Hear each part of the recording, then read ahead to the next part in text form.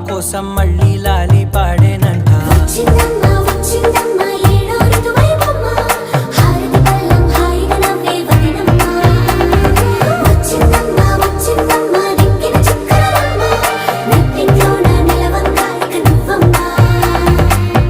తెల్లవారే వెలుగు రేఖలా పచ్చ పచ్చ పచ్చి మట్టి బొమ్మలా